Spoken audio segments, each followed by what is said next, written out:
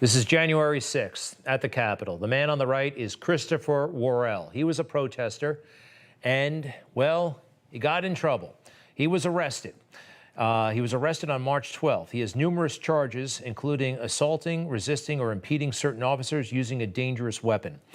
He has been in jail ever since March 12th, the day of his arrest in Florida. And he joins us on the phone right now. Christopher Worrell, welcome to the show. You're on the phone in jail right at this moment? Yes, sir. Well, thanks for calling in. First off, how are you and how are the conditions? Well, my condition is deteriorating daily, and I've been, held without any medical treatment for over 166 days now. The D.C. jail general practitioners have told me my doctor is not qualified, and he's been practicing treating cancer patients for over 26 years, but here I am with no medicine on their end. So, and actually, forgive me, we haven't emphasized it, we haven't met, you have cancer right now, and you've been in jail for Yes, 5 sir. months. I have non-Hodgkin's lymphoma. When were you diagnosed? I've had cancer for almost 16 years, sir. So, at this rate, you've been treating this cancer with the help of professional doctors for a long time. How do you feel? What do you think could happen? I mean, do you feel like you're slipping, your condition's deteriorating rapidly? I'm afraid for my life, to be honest. Your lawyers are... I've maintained my cancer at a stage 1 situation for well over 10 years until this happened. Do you have any... I'll talk about your health in a moment. Do you have any regrets for anything you did or didn't do on January 6th? The regrets I have is, nobody I knew talking to or during or after had any idea that anything like that was going to occur on that day. None of us had any tendencies for anything other than to preach our First Amendment rights in protest of our tyrannical government. It seems like, they're just worried about their own political agenda. Were you ever inside the Capitol building? No, sir. So I know you talked to your lawyer, and I, quite frankly, don't want to get you in more trouble. But what can you tell us about this charge of assaulting, resisting, or impeding certain officers using a dangerous weapon? Of course, we can't condone that. Is there anything you want to say about that charge? They're completely false and fabricated. Completely false and fabricated.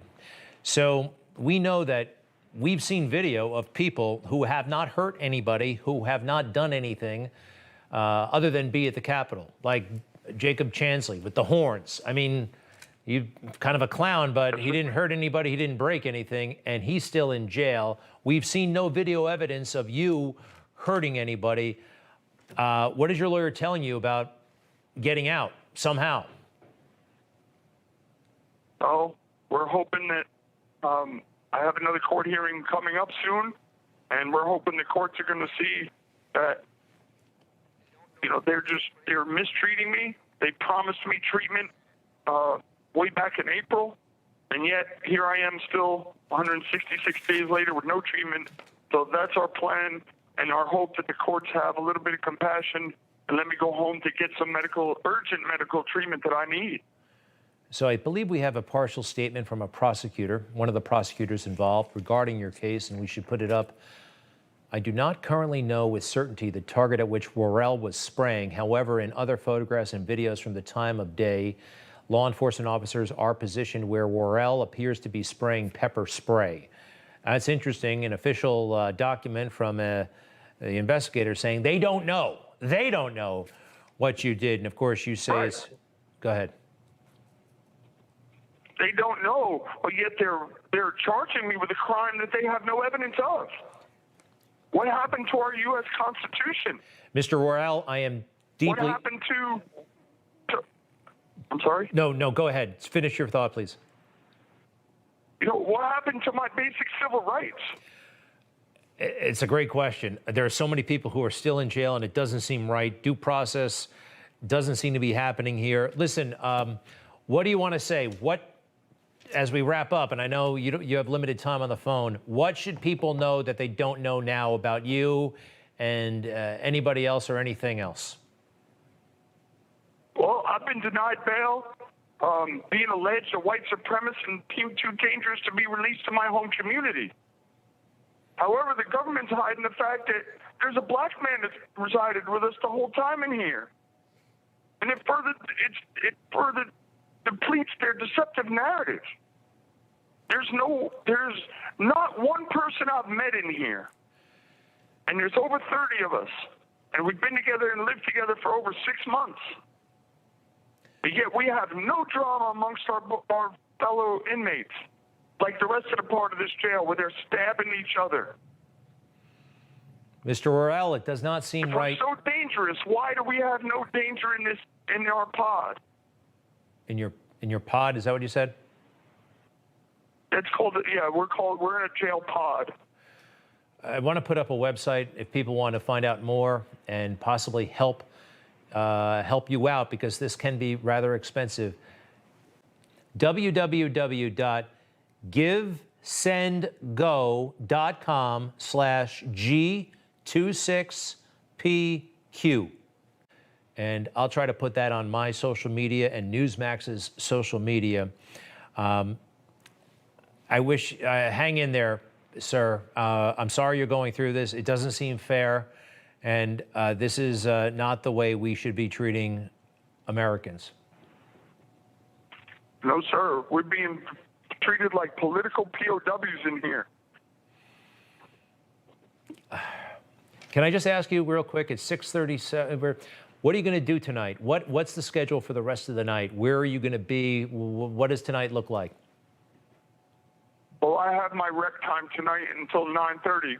But everyone across America at 9 p.m. Eastern Time, we sing the national anthem. And we want everyone across the world to stand with us and sing our national anthem. 9 p.m. Eastern Time. I will remember, Mr. Worrell. Every night. And I'm sure this is not right, Mr. Worrell. We are thinking about you. We will continue to, we'll stay in touch. Very briefly, if you don't mind, your family. We saw some pictures of your partner. How is she? How is your family? We're all distraught. I would imagine. The immense amount of stress and anxiety put on us over this it's uncomparable to anything. Something good can come from this, sir. I do believe. I don't know if you're a man of faith, but this would be a great time to read the Bible. And I just wish you the very, very best, and hang in there. And we hope that justice is done. And I have a feeling justice means getting you out of there as soon as possible. Yes, sir. I remain strong because of God, my amazing wife, my son, my brothers in here, and all the great Americans out there supporting and fighting for us all. Mr. Worrell, please give my best to your... God bless everybody in this country. God bless. And hang in there, sir. I think it's going to be all right. Look, easy for me to say out here, but www.givesendgo.com/G26PQ. More information there. And all right, Christopher, hang in there. Thank you very much for talking to us. I'm sure it was a pain to get on the phone, and I hope they don't give you a hard time about it. Thank you for putting my story out there and all of our stories out there. We need all the support we can get, every one of us. All right. Thank you, sir. Best to everybody else, and keep in touch. We'll be right back.